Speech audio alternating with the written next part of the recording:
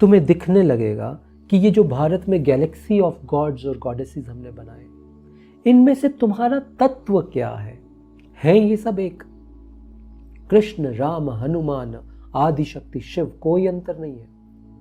ये सब उसी एक का ही भिन्न भिन्न स्वरूप है। ये अलग अलग तत्व हैं उसी एक के। प्रणाम गुरुदेव। यह प्रश्न अदिति सोनी जी की तरफ से आया है और इनका प्रश्न है कि ऐसी परिस्थिति में क्या करें जब हम कई देवी देवताओं वाहे गुरु के प्रति अपना झुकाव पाते हैं। क्या सब पर ध्यान व मंत्र जाप करने से ऊर्जाओं में कोई टकराव होता है? हम किसी एक पर कैसे निश्चित हों और उसी में रम जाएं? धन्यवाद। मैं आपको क्लासिकल म्यूजिक का एक उदाहरण देता हूं। जब कोई व्यक्ति नया नया क्लासिकल म्यूजिक यानी रागों के संगीत में उत्सुक होता है, उसे सभी राग पसंद आते हैं, उसे सभी रागों पे बने हुए गीत पसंद आते हैं, क्योंकि असल में उसका प्रेम संगीत से हो रहा है, रागों से नहीं। संगीत मूल है, संगीत मूल है, राग उसकी अलग अलग अभिव्यक्तियां हैं। तो मूल रूप पे उस व्यक्ति का प्रेम संगीत कला से हो रहा है, बट उसको राग सभी पसंद आ रहे हैं, वो सभी रागों का आनंद ले रहा है व्यक्ति। ये शुरू की अवस्था होती है। फिर वह व्यक्ति किसी गुरु के पास जाता है संगीत सीखने। अब ये गुरु सभी राग एक साथ नहीं सिखाएंगे, ये एक राग पहले पकड़ेंगे या स्वर पे आ जाते हैं, राग को भी छोड़ देते हैं। ये सभी सा रे गा मा पा धा नी सा, ये एक साथ नहीं सिखाएंगे आपको, एक दिन में नहीं सिखाएंगे। अगर सही गुरु हैं तो वो एक्चुअली ट्रेडिशनली 3 साल आपकी सिर्फ स की साधना कराएंगे, एक सुर लगवाएंगे आपका, क्योंकि एक सुर लगने से बाकी सभी सुर लग जाते हैं। एक राग पकड़ाएंगे आपको, कई महीनों तक उसी राग की प्रैक्टिस कराएंगे आपको, क्योंकि एक राग लगने से बाकी राग लगने लग जाते हैं। और फिर तीसरा चरण आता है संगीत का।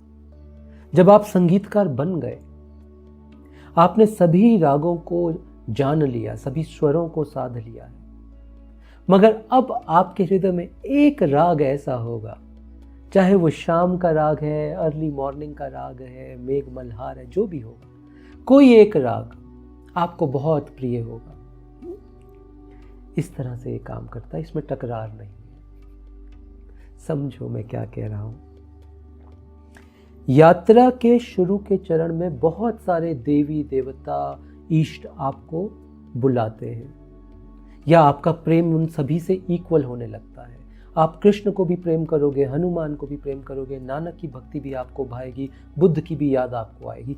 ये होगा क्योंकि एसेंशियली आपका प्रेम किसी बुद्ध, किसी नानक, किसी कृष्ण से नहीं हो रहा। आपका प्रेम हो रहा है सत्य से, आपका प्रेम हो रहा है सत्यम शिवम सुंदरम से, आपका प्रेम हो रहा है अत्यंत आनंद जो आपको पता है। आप उस आनंद के प्रेम में बस रहे हो। आपको प्रेम हो रहा है आध्यात्म से, जीवन के अल्टीमेट सत्य से आपको प्रेम हो रहा है। और ये जितने भी गॉड फॉर्म्स, डेटीज हैं हमारे, ये अलग अलग रागों की तरह है, अलग अलग रागों की तरह है। अब ये सभी राग आपको बुला रहे, सभी देवी देवता आपको बुला रहे हैं, कोई कॉन्फ्लिक्ट नहीं है। फेज 1, आनंद लो इसका, क्योंकि इन सभी देवी देवताओं के थ्रू वही संगीत सुन पा रहे हो तुम, जो तुम्हारे हृदय की पुकार है।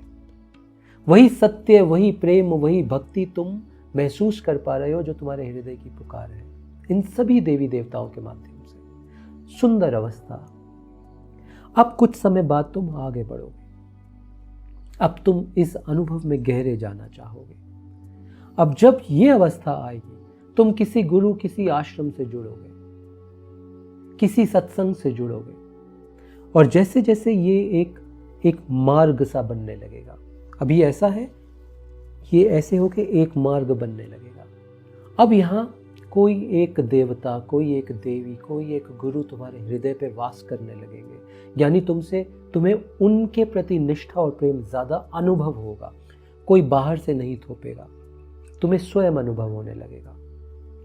ये बदल भी सकता है समय समय पर, कि 3 साल तुम एक गुरु, एक देवता के साथ थे, 3 साल बाद तुम किसी और देवी देवता से प्रभावित होने लगे।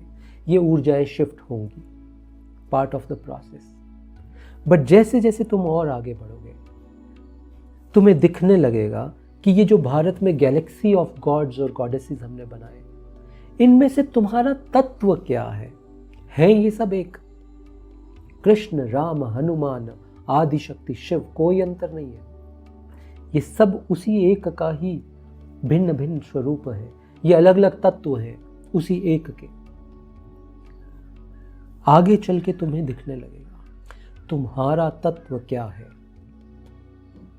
तो तुम्हें दिखने लगेगा अरे तुम्हारा तत्व तो कृष्ण का है, तुम्हारा तत्व तो मीरा का है, तो तुम्हें मीरा की भक्ति होने लगेगी। तुम्हारा तत्व तो बलशाली हनुमान का है, तो तुम्हें हनुमान से निष्ठा प्रेम होने लगेगा। तुम अपने तत्व को जानने लगोगे और तुम्हारा तत्व उस इष्ट, उस देवी देवता के तत्व से जुड़ने लगेगा। ये स्वतः होगा। तो इसमें कोई एनर्जीज का कॉन्फ्लिक्ट नहीं है। अपने भाव को प्योर रखना बस। जितना भाव को प्योर रखोगे, कोई एनर्जीज का कॉन्फ्लिक्ट नहीं है। और ये चरेवेती का प्रोसेस है, ये चलता रहेगा। और अंततः तुम अपने एक पे पहुंच जाओगे। वो एक किसी एक फॉर्म के रूप में हो सकता है, जैसा मेरा वो एक शिव है। मेरे लिए वो एक शिव है। तुम्हारे लिए वो फॉर्मलेस भी हो सकते हैं। मेरे लिए शिव फॉर्म भी है, फॉर्मलेस भी है, निर्गुण भी है, सगुण भी है।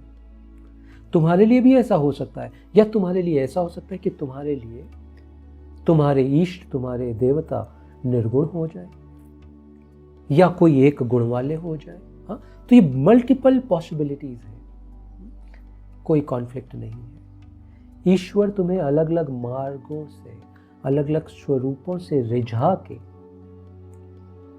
अपनी ओर बुलाते हैं। वही तुम्हारी नियति है, उनकी ओर जाना, यही तुम्हारी नियति है। किस स्वरूप में बुला रहे हैं, किस तत्व से बुला रहे हैं, उसका कोई कॉन्फ्लिक्ट नहीं है। तुम बस चलो, तुम बस निष्ठापूर्वक आगे बढ़ो, कोई कॉन्फ्लिक्ट नहीं है। आशा करता हूँ ये चंद बातें मदद करेंगी। बहुत बहुत धन्यवाद।